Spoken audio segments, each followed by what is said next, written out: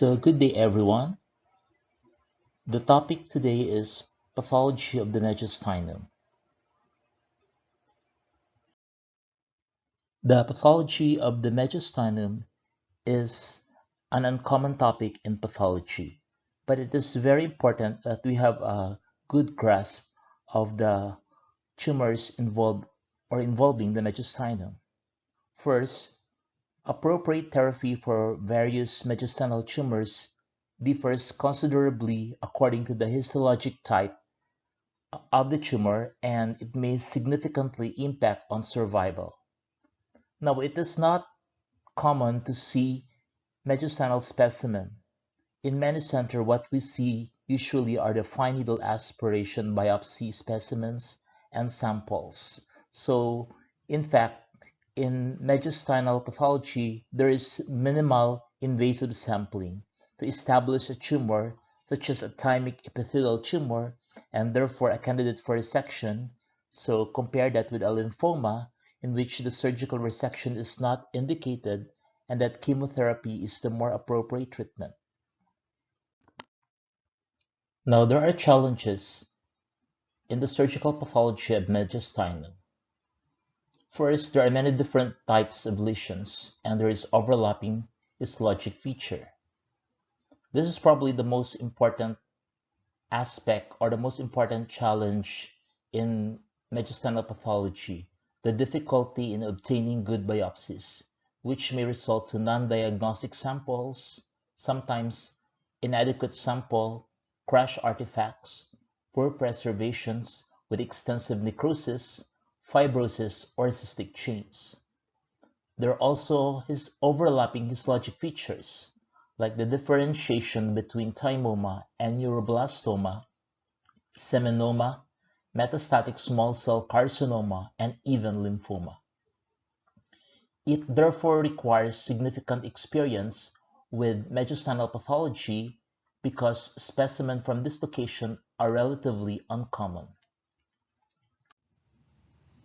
Now, briefly, let's discuss the anatomy of the mediastinum.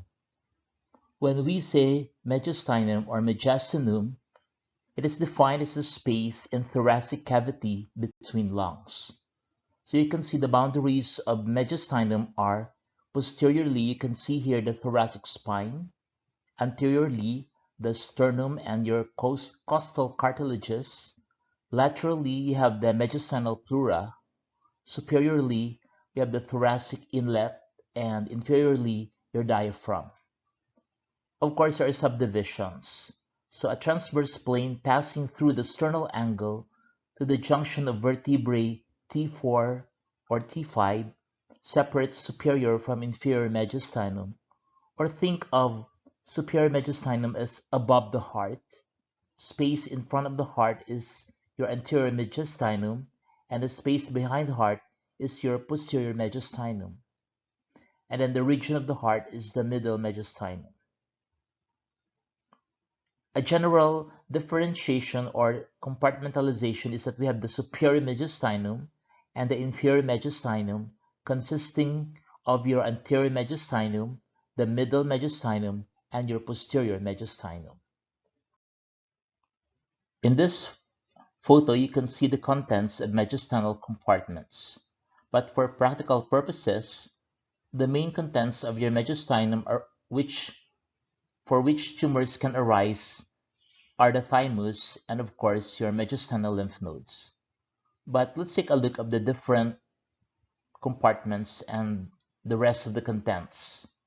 So we have anterior compartment containing your thymus, your internal mammary vessels, lymph nodes, of course you have connective tissue, fats, sometimes the lower pole of the thyroid and ectopic parathyroid.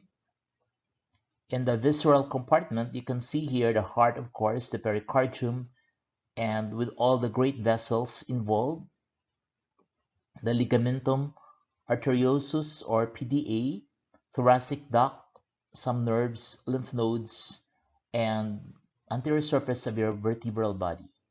In the posterior compartment, you can have your vertebral body, proximal costal segments, proximal segments of your intercostal vessels, proximal segments of the intercostal nerves and sympathetic chain with its ganglia. In your normal anterior compartments, at least we have four tumors arising from that. We have the thymus, the teratoma, the thyroid, and lymphoma, or shall we say terrible lymphoma. In the posterior compartment, take note that there is a sympathetic chain with its ganglion, so mostly the tumor involved in the posterior mediastinums are of neural in origin. In comparison with the previous slides, this is the anatomic distribution of mediastinal masses. So at the anterior mediastinum, we have your four T's. You have thymoma, your teratoma, thyroid tumor, and of course your lymphoma, but it is called terrible lymphoma, so four T's.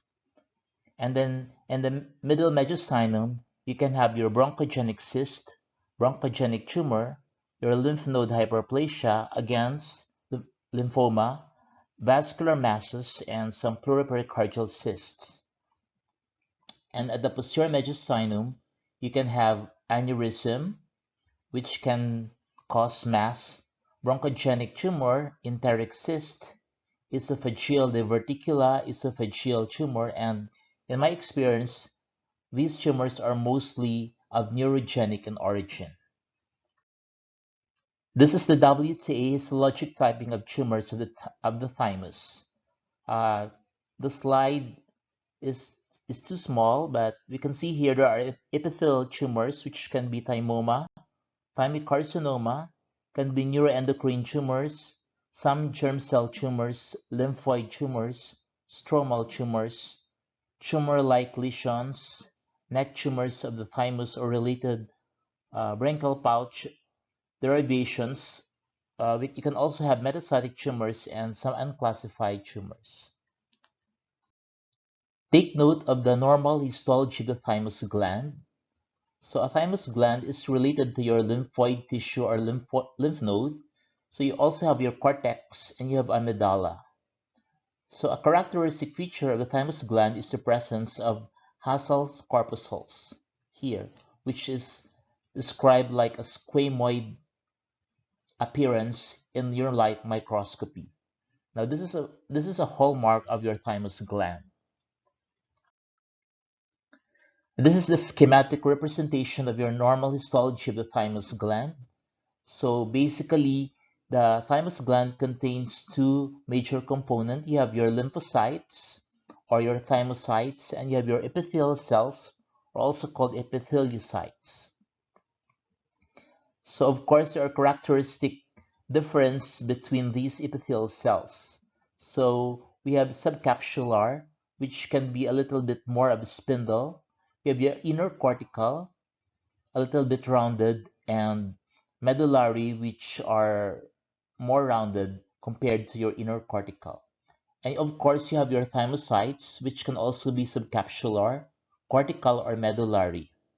Now, these lymphocytes or thymocytes by immunohistochemistry are usually CD3 positive. But take note that if these lymphocytes are of subcapsular type, they are CD3 negative. So it's important to differentiate that. So only the cortical lymphocytes would show CD3 positivity. Now, basically, when we say pathology of the mediastinum, it is most likely the pathology of your thymus gland, because that is the only major organ present in that part of the body. So we have, of course, thymoma. So many surgeons and other clinicians would sometimes mistake thymoma as a benign lesion. So for practical purposes, any type of thymoma or a thymoma is a malignant neoplasm. So thymoma is defined as a low-grade epithelial neoplasm arising in the thymus. The most common primary anterior or the most common location is your anterior mediastinum, specifically anterosuperior. But it can also be present in the neck area, your pulmonary hilum, the thyroid gland, lung, or pleura. So depending on the presence of thymus gland remnants in those organs. Of course, it is the most common cause of a thymic mass. It is more common to those patients above 40. So in fact, you should not strongly consider the diagnosis of thymoma for patients below 40. But of course, it can occur at any age. In general, there is an equal distribution between male and female. Most patients are asymptomatic until the mass is very big, and although they may see the pleural space, pleural effusions are rare. In fact, lymphatic and hematogenous metastases are rare, but up to one-third are invasive. They can invade into the mediastinal fat, into the pleura, pericardium, great vessels, heart, and lung. Take note the associated symptoms in thymoma. In general, thymoma is symptomatic, but however, they can present with some parathymic syndromes. Half of patients suffer an associated parathymic syndromes, and there is a strong association between thymoma and myasthenia gravis. Also, there is association between thymoma and hypogammaglobulinemia, also in pure red cell aplasia. So these are the statistics in the Caucasian populations. 30 to 45% of patients with thymoma have myasthenia gravis. 10% of patients with myasthenia gravis have thymoma. 65% of patients with myasthenia gravis have thymic follicular hyperplasia, and 25% of patients with myasthenia gravis have normal thymus. Since most thymoma are asymptomatic, the most common presentation of the patient is when the mass becomes so big that it causes some compressions of the internal organs.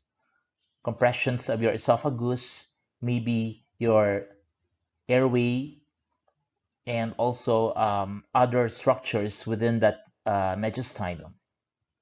So gross morphology of thymoma, they are generally uh, rounded and can be very big. It can span from up to around 20 centimeter in the widest dimensions. And on cut surface, they have this characteristic nodular, lobulated, solid, tan brown cut surfaces. But also, sometimes you can see some areas of cystic degeneration, necrosis, and hemorrhage. So again, in this photo, you can see here the typical descriptions of a thymoma. It is a well-circumscribed, solid mass with a tan ivory and lobulated cut surface. Again, just to emphasize, thymoma is a malignant neoplasm, but they can have some benign clinical course. So again, the description is that it is an encapsulated, well-circumscribed, tan, firm, lobulated mass or masses. From microscopic, the span is from about microscopic to over 30 centimeter, but personally, I have not seen beyond 30 centimeter thymoma. I think I've seen 25 maximum. The cut surface shows the lobulated surfaces, and you can see that in the microscope with the presence of bands of fibrous stroma. Now, cystic change may be extensive, but it is important to sample the cystic wall extensively to search for tumor foci. So a fibrous capsule may be calcified. So those lobulations is due to the thick collagen bands connected to the capsule which divide the tumor into lobules of varying size. So thymoma is a tumor with two cell population, a mixture of your neoplastic epithelial cells and non-neoplastic T lymphocytes admixed in varying proportion. So again, to emphasize, the neoplastic cells here are the epithelial cells. Now, the epithelial component can be described as polygonal, round, or oval, or also can be spindle shaped. You can see here the typical characteristic of a thymoma on light microscopy, showing a multilobulated architecture with thick fibrous trabeculae that separate the tumor into lobules of varying size. So the tumor is a mixture of your neoplastic epithelial cells and background lymphocytes. Now, before we discuss the different histologic subtypes of thymoma, let's discuss the general features of your most common subtypes of thymoma. So the characteristic features in general about or seen in 70% of the tumor is a prominent dilated perivascular spaces filled with plasma fluid, and they may contain few lymphocytes, plasma cells or foamy macrophages. You can also see small vessels with hyalinized walls present in the center of these spaces, with the neoplastic cells surrounding these spaces, showing a palisading arrangement. Take note here that the Hassel's corpuscles is present only in 14% of cases. Now, in general, a thymoma does not contain Hassel's corpuscles, but only in 14% of cases. So if you see or you encounter a mediastinal mass with a lot of Hassel's corpuscles, you should probably reevaluate your diagnosis, whether it's thymoma or simply a thymic hyperplasia. The cystic change can also occur in about 19% of cases, and a starry sky pattern can also be present with squamous differentiation. So again, to emphasize, a thymoma usually does not contain Hassel's corpuscles, only in 14% of cases. So if you see Hassel corpuscles, you don't have or you should not consider thymoma unless there are other features present. Other histologic features of thymoma is the presence of storyform pattern, like in MFH, the staghorn-shaped vessels in SFT, the rosette in neuroendocrine tumors, and the gland-like structures or a papillary growth pattern. And you can also see prominent plasma cell infiltrates, microcystic patterns, and sometimes the prominent myoid cells or rhabdomyomatous thymoma. This is an example of a predominantly lymphocytic thymoma. So you can see a lot of immature lymphocytes, and it's very hard actually in this type of thymoma to see the neoplastic epithelial cells. But you have to sample the mass extensively to see the neoplastic epithelial cells. Now this is a mixed lymphoepithelial spindle cell type thymoma.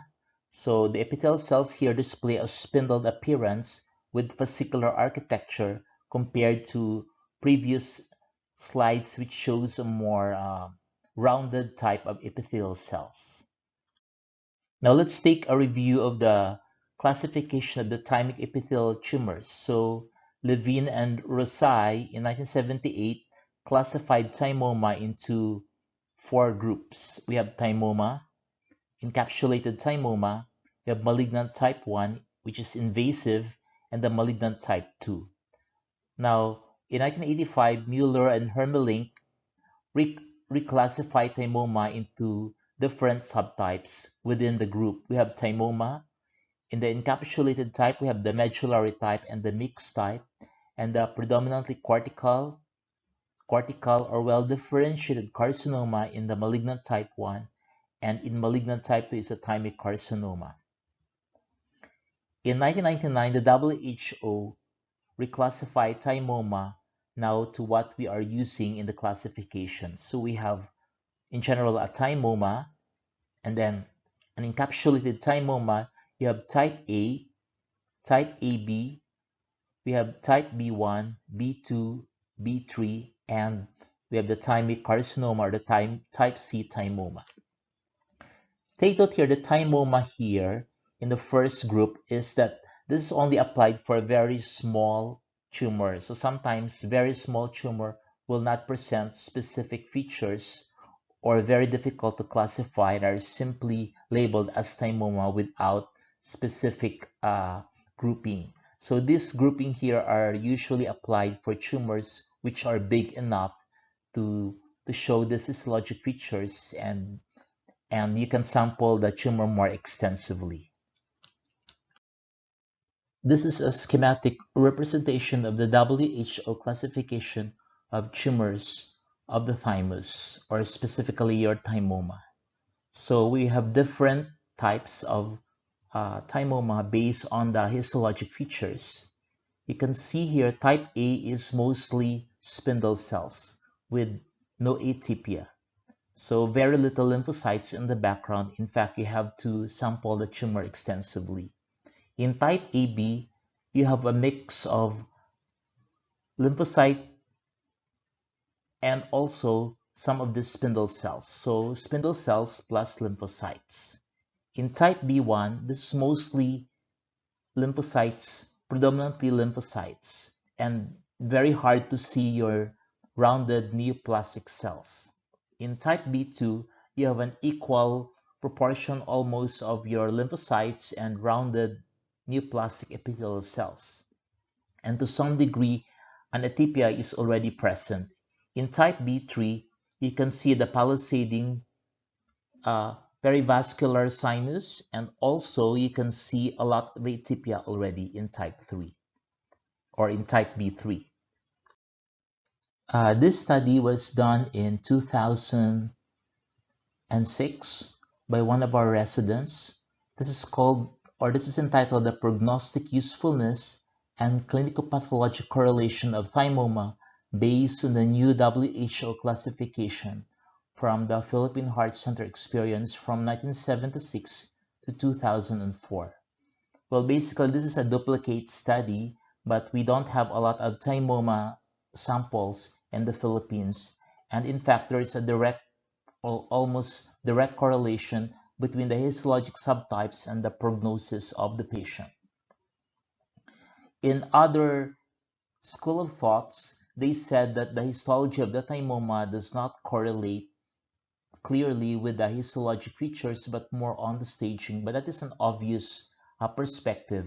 Of course, the staging will always follow the clinical condition of the patient. So if it is a thymoma but it is already invasive, regardless of the histologic features, then that should be considered to be an advanced disease. Now, this is another schematic representation in the classification of your thymoma, basic facts for residents. So we have type A thymoma, type AB thymoma, so type B1, B2, and B3 showing the percentages present here. Now I think this is the easier table to remember the classification of thymoma. So a type A thymoma, you have oval to spindled cells, usually spindle cell thymoma with very little lymphocytes. Type AB, you have oval to spindled cells, small few lymphocytes. So this is lymphocyte-rich spindle cells, even if the lymphocytes are just small in amount. And then you have B1, round epithelial cells, or T lymphocytes. So this is a lymphocyte-rich thymoma. B2, we have numerous epithelial cells with multiple small lymphocytes. So almost equal populations of your epithelial cells and lymphocytes, or the lymphoepithelial thymoma. And in B3, you have sheets of large epithelial cells and scant lymphocytes. So atypia is already present. So this is called your atypical thymoma. Now this is your diagnostic algorithm to classify thymoma. So you actually have to evaluate the two components. You have the lymphoid component and epithelial component, and simply based on the different patterns, you can classify that into different types: A, AB, B1, B2, B3, or a thymic carcinoma. Again, another classification of thymoma based on thymoma morphology. So type A, spindle cells with elongated nuclei and granular chromatin pattern. Type AB, mixed spindle cells and occasional epithelial cells and some lymphocytes. B1, predominantly lymphocytes. B2, almost equal proportion of lymphocytes and rounded polygonal epithelial neoplastic cells. And B3, of course, is the presence of nuclear atypia. We are seeing here a closer magnification of your type A thymoma. So you have spindle epithelial cells here with lymphocytes, very few lymphocytes. Take note that in type A, even if this is predominantly a spindle cells, there should always be the lymphocytic component from elsewhere. So it's important to sample these extensively because the absence really of lymphocytes may not help or support your diagnosis of thymoma. And in fact, that could be a sarcoma or some spindle cell lesions. So important really to see the two features, the presence of neoplastic epithelial cells and background lymphocytes, no matter what are their proportions in different areas of the tumor.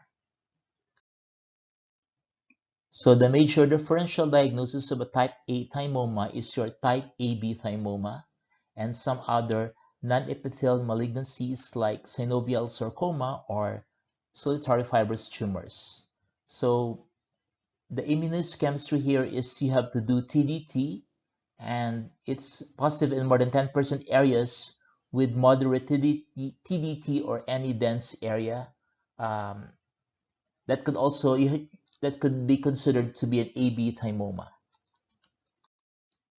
Now this is your type AB thymoma showing here the A and B type star or type of lobules. So you can see here again some of the spindle cells here, and now we have more prominent lymphocytes in the background.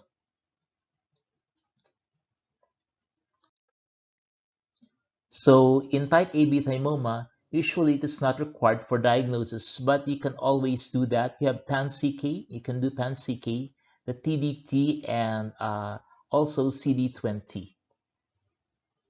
But this is not required in the diagnosis. So some of the lymphocytes can be positive in CD20, but in general, as I mentioned earlier, the supporting lymphocytes is usually CD3. But again, the immunohistochemistry is not required in the diagnosis. This is your B1 or predominantly lymphocytic thymoma. So as you can see here, this can be mistaken for a lymphoma, so a lot of lymphocytes, and only if you check or sample the tumor more extensively, you can see some of the polygonal or rounded neoplastic epithelial cells. Your major differential diagnosis of your type B1 thymoma can be a thymic hyperplasia, a type B2 thymoma, and also sometimes lymphoma because of a lot of lymphocytes. Now this is a B2, a combination of your polygonal neoplastic epithelial cells plus your lymphocytes. So there's an abundant epithelial cells here with irregular nuclei and some of the lymphocytes in the background. Your B2 thymoma again usually is not required, but you can do here some CK, now again CD3 and TDT. You have type B3 thymoma, which is polygonal epithelial cells with irregular nuclei. So this is the type of thymoma showing already some degree of atypia in the polygonal neoplastic cells. So type B3 thymoma, your major differential diagnosis here is your type B2, and also you can also, or this can also be mistaken for your thymic squamous cell carcinoma sometimes. In the immunohistochemistry, you can do CD5, which would be negative, CD117 negative, and TDT, well, it can be positive or negative. So you can rule out here if these are all negative. You can rule out carcinoma in your differential diagnosis. And then you have your thymic squamous cell carcinoma, which, because that is a differential diagnosis for your B3, um, the other differential diagnosis for thymic squamous cell carcinoma is your metastatic lung or an ENT carcinoma. So you should do again CD5, CD117, or TDT. Now, in general, we could say that from those paper, we can say that the histologic subtypes correlate with the prognosis. So the A has the best prognosis, and of course, the B3, of course, towards carcinoma has the worst or more aggressive clinical outcome or poorest prognosis. But in general, you should always consider the clinical staging of the patient rather than relying solely in the morphology. So for clinical decision, however, it is important to separate the two because type A, AB, and B1, they are usually indolent and of low stage. And from B2, B3, and of course to carcinoma, these are aggressive. So the challenge really is how to separate B1 from B2. And again, um, for a more clinically relevant decisions, of course, as I mentioned earlier, all thymomas are malignant. But again, if we are pushed to the limit, it is important at least to differentiate or to separate B3 from your carcinoma, which is very, very challenging actually. Sometimes the features overlap and sometimes they are present in one specimen. So uh, probably for general pathologists, at least learn to differentiate a B3 thymoma from a carcinoma. So what are the prevalence and prognostic features of the subtypes? So type B2 and AB each is 20% to 35% prevalent. B1, B2, and type A are basically rare, about 5 to 10%, and type C about 10% to 25%. So if you encounter thymoma, it's probably just between B2 and AB.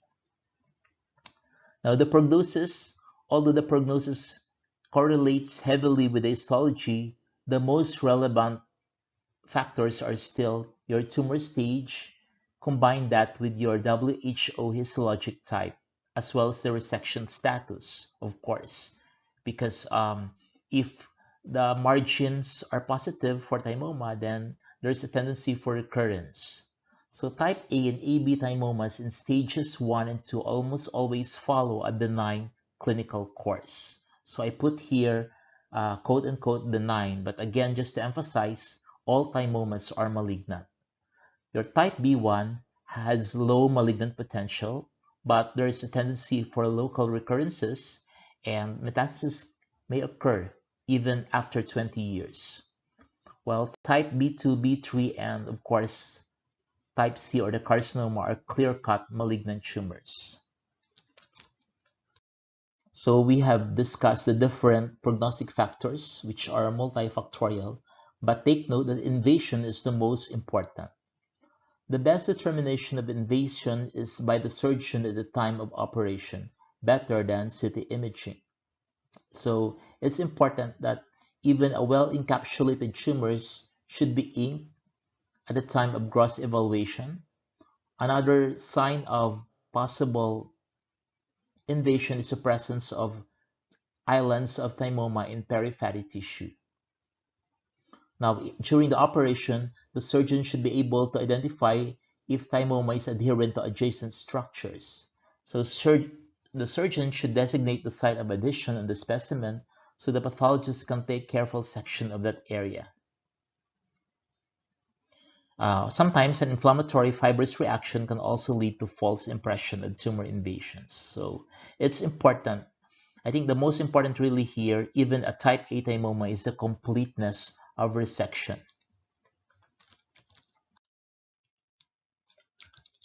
Now, if we disregard the presence of histologic subtype of thymoma, we have what we call the classification called invasive thymoma. So this is mainly uh, a classification based on the gross analysis or gross evaluation of the surgeon. So, or sometimes through the CT scan or other imaging studies, when the tumor is showing um, adherence or invasion to the adjacent structures like the heart or the lungs, that can be considered as an invasive thymoma.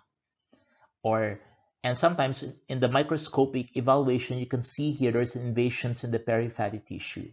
So this is already considered as an invasive thymoma regardless of the histologic subtype, even if this is a type A, which have or we A or AB, which have a benign clinical course, but there's already the presence of tumor in the perifatty tissue. That is already called an invasive thymoma, and the staging can change the prognostication of the patient.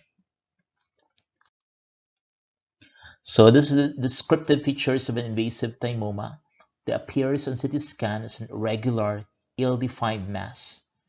Additional findings of invasion of adjacent mediastinal structures, chest wall invasion, or contiguous spread along pleural surface. There's also direct contact and absence of cleavage planes, but these are not strict reliable criteria to predict the invasions. Also, clear delineation of fat planes surrounding a tumor should be interpreted as indicating an absence of extensive local invasion. In my experience, the invasive thymoma is usually from the judgment of the surgeon with sometimes findings from your CT scan. So this is another example of an invasive thymoma. Uh, this is a thymoma from which can be A, AB, or B1, but take note that during the sampling you can see some infiltration of the thymoma in the skeletal muscles. So this is already an invasive thymoma, and the histologic subtype will not matter in the prognostication. For staging purposes, thymomas can be divided into encapsulated, invasive, or metastatic. So the invasion can be gross or microscopic. Of course, one of the criteria for the microscopic is the presence of thymoma in the perifatty tissue as well as invasion of the capsule. Take note that invasion also needs to be transcapsular with microscopic invasion into adjacent mediastinal tissue before it impacts upon outcome. In our center, we currently use the clinical staging of thymic epithelial tumors using the Masaoka classification or staging. So this is your Masaoka Koga staging system, which we use in the microscopic staging of the thymoma. So I'm not exactly sure if the surgeons would follow this in the treatment or the prognostication and management of the patient, but we do still report this for all of our thymoma specimen. So stage 1, you can see here, capsule is absent but no invasion. There's also separate nodule within the capsule, and there can be direct intracapsular spread. In stage 2A, you have limited microscopic transcapsular invasion. So this is based on your microscopic evaluation. Stage 2B, localized gross invasion limited to your mediastinum. Stage 2B, more extensive invasion but limited to mediastinal fat. Stage 3, direct mediastinal involvement or partial pericardial or vessel invasion. So this is the higher stages, especially stage 3, requires also the output or rather the input from your surgeon. And stage 3, direct penetration through visceral pleura, pericardium, or vessels. So you can only evaluate this if there are other structures submitted along with your thymus specimen. Stage 4A, there's already a pleural nodules, pericardial nodules. And stage 4B, of course, there's distant organ involvement.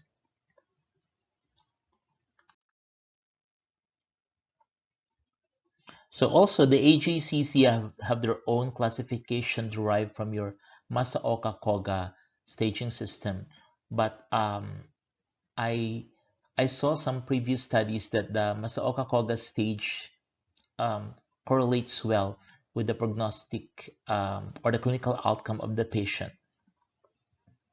But in your global pathology community, we always follow some of the AJCC classification. But in our center, in the Philippine Heart Center, we do Masaoka Koga staging. So what are your differential diagnosis of thymoma? In my experience, the most common really is a malignant lymphoma, especially for B1. So you can use the keratin stain, maybe at least for a start, do a CD3, CD20, and at least do your pancytokeratin. So the pancytokeratin should be negative, of course, and there should be some monoclonal um, staining pattern of your CD3 or CD20. And also, when diagnosing thymic carcinoma, such as SCC, you should also consider first the possibility of metastasis rather than a primary thymic neoplasm, which we all know how to do that. So this is more of a clear or a thorough clinical history and ideally a more complete imaging studies. How about thymic carcinoma and thymoma? So in general, the thymic carcinoma looks entirely different from your thymoma. So a thymic carcinoma can be actually of any type. You can have squamous cell carcinoma, which they can look very similar to your squamous carcinoma elsewhere. It can be adenocarcinoma also, which they can look very similar to any other adenocarcinoma elsewhere. But also from our experience, it can be found synchronously or may develop within a pre-existing thymoma after an interval of 10 to 14 years. But mostly these are de novo. So your thymic carcinoma will show highly atypical cells with cytoarchitectural features of carcinoma similar to those seen in other organs. They lack encapsulation, presence of invasion and metastasis, and also presence of cystic degeneration and necrosis and mucoid cut surfaces. Many lymphocytes can be seen also in thymic carcinoma, which can be B cells, mature T cells, but not immature T cells. It fails to recapitulate the features of normal thymus, as I mentioned earlier. And these also express CD5, unlike your type A, AB, and B thymomas. So a thymic carcinoma can look like anything, squamous, adeno, and other subtypes. You just have to prove that the tumor arises from your thymus. So sometimes you can see remnants of the thymus, normal thymus histology, and sometimes after extensive sampling, you can see areas of thymoma. So showing here, what is the main difference or the differences between a thymoma and thymic carcinoma? So thymic carcinoma, the neoplasm of the thymus arising from its epithelial cells are known as thymoma. Thymic carcinoma are the malignant tumors arising from the epithelial cells of the thymus. So benign versus malignant. Now, I think this slides is a little bit misleading. So thymoma can either have benign clinical course or a malignant clinical course. I mentioned earlier, thymoma is always malignant. Thymic carcinoma are always malignant as well, and the clinical outcome is always a malignant. Most symptoms are due to the impingement of the adjacent structure by the enlarging mass. So the presentation could be your dysphagia, cough, chest pain, changes in the voice, but also the symptoms of your myasthenia gravis. In thymic carcinoma, in addition to the symptoms of a benign thymoma, The other symptoms of thymic carcinoma can have your constitutional symptoms similar to your other malignant tumors, just loss of weight, loss of appetite, malaise, and bone pain. So the management, in general, the most common management of any thymoma is to resect the tumor or thymectomy.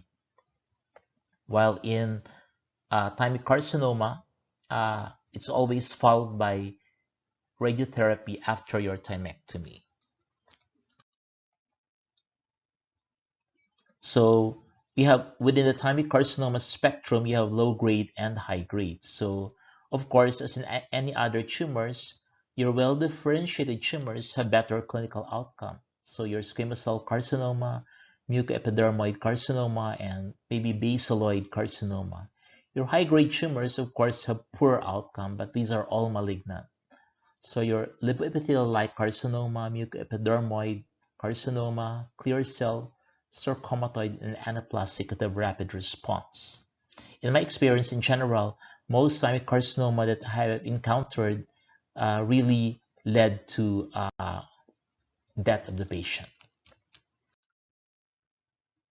And then we have this entity called the well-differentiated thymic carcinoma, when they show a well-differentiated squamous cell or adenocarcinoma. But this is still a very controversial, entity because in general, even a well-differentiated squamous cell carcinoma in the thymus can have a poorer outcome, especially because of the location. And in general, when they are resected, they are already develop invasion to the different organs within the compartment. So this is an example of a squamous cell carcinoma in the thymus, a poorly differentiated one with highly atypical cells with enlarged nuclei and of course prominent abnormal mitosis. So A is a squamous cell carcinoma here, probably well differentiated. B is a high-grade undifferentiated carcinoma, which look like or similar to the nasopharynx, as well as in C, lymphoepithelioma-like carcinoma, and you have the spindle type or sarcomatoid carcinoma, which can mimic your high-grade sarcoma. Other high-grade tumors, your mucinous adenocarcinoma, your papillary carcinoma, your clear cell, your rhabdoid carcinoma, and your anaplastic carcinoma. So again, let's differentiate the two thymic carcinoma versus thymoma. Macroscopically, your thymic carcinoma would be large, firm, infiltrating masses with frequent areas of cystic chains, areas of necrosis, hemorrhage. They can be encapsulated in 15% of the cases. And usually the presentation is similar to your constitutional symptoms from malignant tumors from other organs. So thymic carcinoma would not present with paraneoplastic syndrome, no immature T lymphocytes, no lobulated pattern. Instead, if the cut surface would show a desmoplastic stroma, maybe areas of extensive necrosis and hemorrhage, and no characteristic histologic features like your perivascular space, medullary differentiation, and again, no Hassel's corpuscles. Now, in contrast, it's important to differentiate thymic carcinoma from metastasis. In fact, you should first consider a metastasis before a thymic carcinoma. But then there are no histologically pathognomonic features that can differentiate the two, so you have to correlate everything, including the clinical findings. So if you find an obvious transition from a pre-existing epithelium, as the same principle from any other tumor, you can consider this as a thymic primary.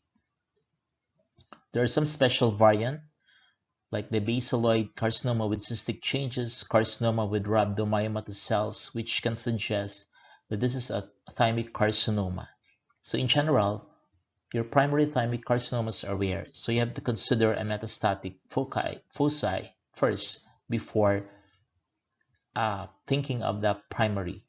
In the clinical evaluation, search for a primary tumor, especially lungs, which you can do if you have to perform extensive IHC studies, which are your CD5, 80% is positive in thymic carcinoma, negative in thymoma and metastasis. You can also do c-KIT and GLUT1, which are all positive in thymic primary. Your TTF1, of course, is positive in lung cancer, negative in thymic carcinoma. A high frequency of p53 protein expression has been reported in thymic carcinoma but not in thymoma. And your BCL2 and p53 are signs for more clinically aggressive tumors. So your prognostic implications of histology, you have low grade and high grade, the same as in other tumors. You have to evaluate for the infiltrative growth or tumor margin, absence of lobular growth pattern, high-grade nuclear atypia, necrosis, and more than 10 mitosis per 10 high-powered fields signifies a high-grade thymic carcinoma. Now, in general, in other centers which are not performing thoracic surgery, most likely you will encounter cytology of the anterior mediastinal masses. So of course you should also always do the three tests. You have the clinical history, the radiologic findings, and cytomorphology. So here you can see round to oval cells, lymphocyte rich, probably a thymoma, this cohesive, probably a lymphoma. And then you can also see here some spindle cells. If it is spindle cells, always also consider a thymoma in the A or AB type. If it is pleomorphic or none otherwise specified. And the fourth component is you have to do some ancillary studies.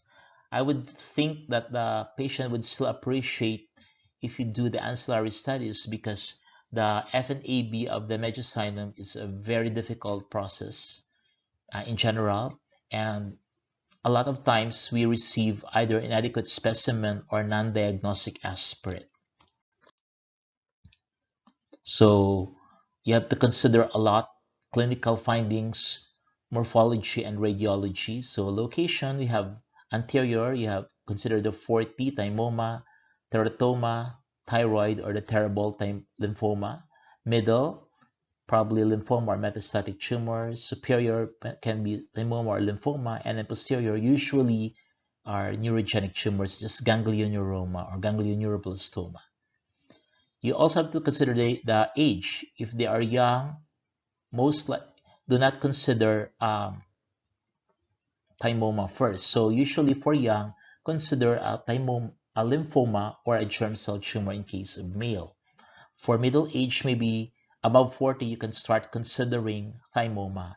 And for older people, probably they are metastatic.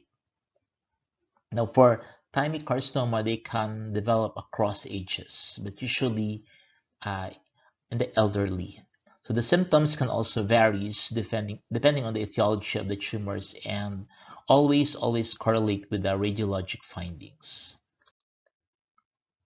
So again, another algorithm for FNA. So probably for general pathologists, these are the most important evaluations, and also important to do the relevant immunohistochemistry stains. So here you can see here around cell morphology, depending on the locations, you can consider thymoma, germinoma, non-Hodgkin lymphoma, Hodgkin, or metastatic small cell. If it is a spindle cell morphology, again thymoma, which can be A or AB, a neurogenic tumor, especially if presence in the posterior aspect or mediastinum. You can also have a spindle cell squamous cell carcinoma, also melanoma, always a consideration, and lymphoma. This is my study about 6 years ago, a correlation of fine needle aspiration cytology of thymic epithelial neoplasm. It's very we have very, very few studies in the aspiration of thymic epithelial neoplasm. And in this sample, we only have 21 cases over I think 10 years. So we still have our conclusion is that the final aspiration cytology of thymic epithelial neoplasm still correlates with the histology. So in this paper, we compare the FNAB of a particular specimen compared to the final diagnosis based on the resection specimen, and we were able to correlate the tumor. But of course, we were not able to type this. We only divide the tumors into as a thymoma, um, a thymic epithelial, or a thymic carcinoma, or a neuroendocrine tumors, or a thymic carcinoid. So just simply the thymoma, thymic carcinoma, or thymic carcinoid. But it's impossible to subtype your thymoma in fine needle aspiration cytology. So another tumor in the thymus, of course, your neuroendocrine tumors, or the NET, which you can also see in different organs like pancreas or testis or uterus. So you can also encounter a well-differentiated neuroendocrine tumors at your typical carcinoid or atypical carcinoid, which can be differentiated based on your mitosis or your K67 expression, and a poorly differentiated carcinoma. So in the Philippine Heart Center, probably we encountered maybe 5 or 6 thymic carcinoid. It's very uncommon, 2% mediastinal and 5% thymic. So we wonder what is the origin of this 2%. Well, there's a 5% thymus and 2% mediastinal. Probably there are others. They can arise probably in other structures present there, like your fatty tissue, connective tissue, blood vessels. But in general, it's from the thymus. So in adults, the mean age is about 50 years, male preponderance.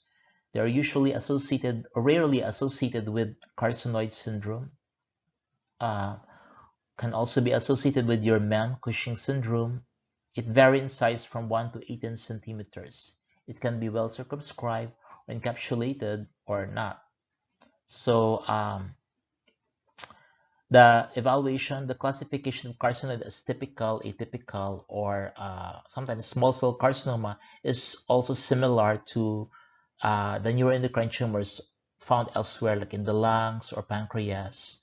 So it also have the same morphology as those tumors. We have the organoid nest, trabeculae, rosettes or palisading, homogeneous cytologic features with finely granular nucleus.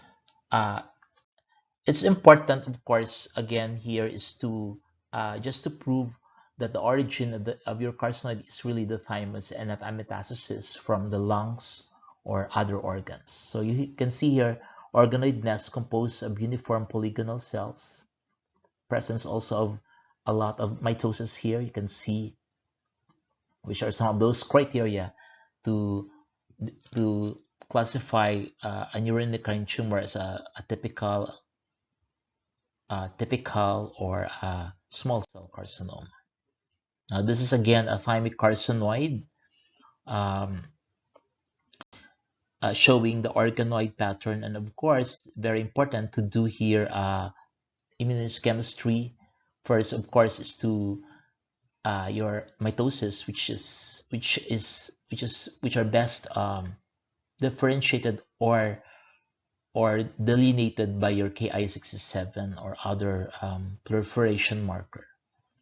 Of course, if it is a very high-grade neuroendocrine carcinoma, that can be a small cell carcinoma. Sometimes it's when the Ki67 is beyond 20%, you should start considering small cell neuroendocrine carcinoma. Again, it's a rare primary thymic lesions similar to its counterpart in the lungs and elsewhere. But since the proximity of the lungs with the mediastinum should be considered, then consider first a lung metastasis. And then, of course, the immunohistochemistry here, you have to do cytokeratin, and ideally at least 3 of these markers, your chromogranin, CD56, or synaptophysin. And in electron microscopy, they would show your dense core granules. Other germ cell tumors which you should consider when a male patient young in their 20s or late teens. This can be an isolated metastasis from occult primary gonadal neoplasm or really from the mediastinum. So you should also, because it can account to 10% of all germ cell tumors in men, or it can be a metastasis, and because it can spread via lymphatics but can metastasize elsewhere like choriocarcinoma. So important to do your serum AFP or HCG, and there are also some strong association with hematologic disorders in many cases. And other germ cell tumors to consider, of course, are your teratoma, the most common. It can occur in children and young adults.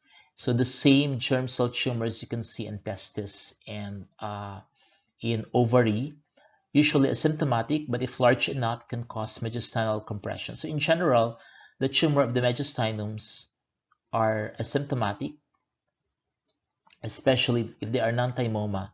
But when they are very large, of course, they present with mediastinal compression syndrome, sometimes difficulty of breathing.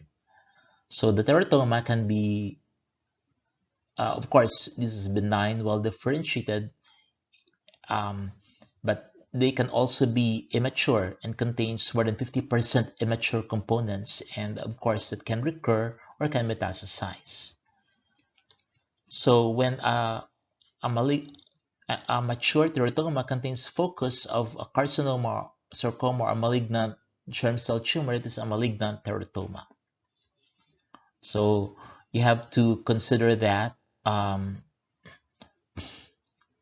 you can have here a benign teratoma, an immature teratoma with immature components, or some focus that could be a teratocarcinoma. Other germ cell tumors can be seminoma, embryonal carcinoma, your yolk sac tumor, choriocarcinoma, malignant teratoma, or mix. So again, this can be a metastasis from the testis or ovary, or they can arise in your thymus as a primary mediastinal germ cell tumor.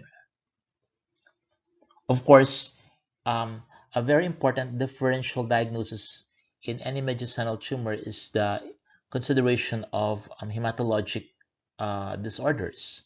So in lymphadenopathy, the cause of course depends on the patient age. So aside from your germ cell tumor, lymphoma should always be considered in patient below 40 years of age. Of course, they can occur across ages.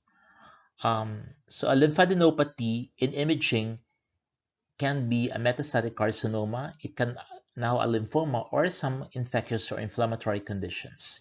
In our setting, again, the most common inflammatory conditions involving the mediastinum is your tuberculosis, and to some extent, some fungal infections like Asoplasma and sarcoidosis. So again, in the Philippine Heart Center, we also see a lot of presenting mediastinal mass, and during FNAB, the mass is found out to be tuberculosis, probably extending from your lungs. So again, lymphoma, it can involve the mediastinum. Probably, in my experience, this is the second most common tumors after your thymoma. But here, the commonness of the mediastinal masses are, so you can have your nodular sclerosis, Hodgkin disease. Basically, these are, if you encounter a patient, a young patient, a woman with a mediastinal compression, and the clinical history would show a repeated FNAB and only shows fibrosis or some stromal cells, consider nodular sclerosis Hodgkin disease. But of course, you need to do a thorough workup and an adequate biopsy. A lymphoblastic lymphoma can also occur, especially in children, can grow very rapidly. And you also have your diffuse large B-cell lymphoma, which can occur at any age, and some low-grade B-cell lymphoma. Now we have so-called the primary mediastinal Hodgkin lymphoma. So Hodgkin lymphoma in general is very rare.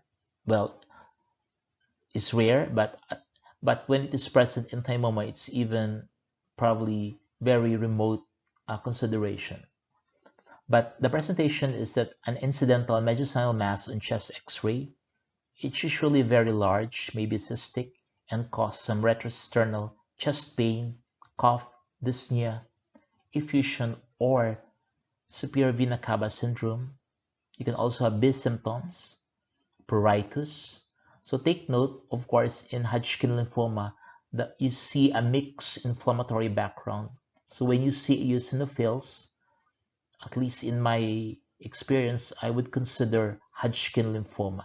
And of course, you need immunohistochemistry to support this diagnosis: CD30, CD15, CD45, CD20. And of course, your differential diagnosis here is your large B-cell lymphoma.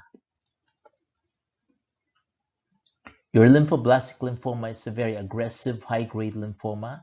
It can occur as a rapidly enlarging mediastinal mass, which may cause compression of mediastinal contents.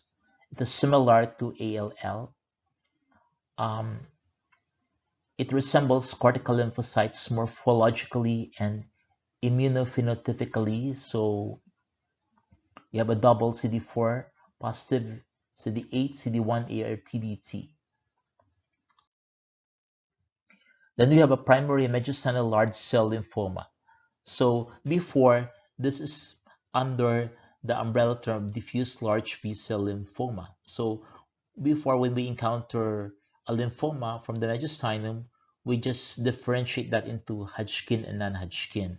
And then under non-Hodgkin, because most of the cells that we encounter in mediastinum or mediastinal lymphoma are large, they are simply classified as a diffuse large B-cell lymphoma. But now we have this is a separate entity still under the diffuse large B-cell lymphoma, but it's important really to differentiate this as such specifically, and it requires some marker. There are no specific marker for here, but there are pertinent positive and pertinent negative. So this is usually from the third decade. It presents as a rapidly expanding mediastinal mass which may invade the airway, chest wall, or adjacent structure. It's mostly B cells, positive for B cell markers such as CD20, CD30, CD5, and are negative for cytokeratin. Your differential diagnosis here could be your perivascular position thymoma, entrapment of normal tissue, or artifactual cytoplasmic clearing of a seminoma. So it is still in the WHO classification, it is still under the umbrella term of diffuse large B-cell lymphoma, but it is a separate entity on its own, and because they are closely resembling your seminoma. And in non-Hodgkin lymphoma of the mediastinum, you should also consider first a metastasis before considering a thymic primary. I mean, in general, with the exception of a thymoma, other malignant neoplasm in the mediastinum, you should consider first a metastasis before primary, because these are very rare. So there are other findings that you can do to yield a specific diagnosis of primary mediastinal large cell lymphoma, which I will not emphasize here really. So you need some flow cytometry, some gene arrangement studies, and cytogenetics to really classify this as a primary mediastinal large cell lymphoma. because the immunoprofile is a little bit different than a diffuse large B-cell lymphoma.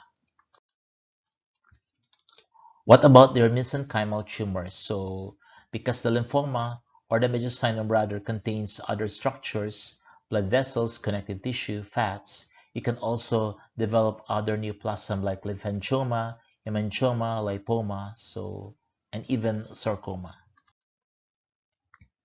So in the anterior mediastinum, the mediastinal goiter can also be present because the inferior pole of the thyroid normally lies superior to the thoracic inlet.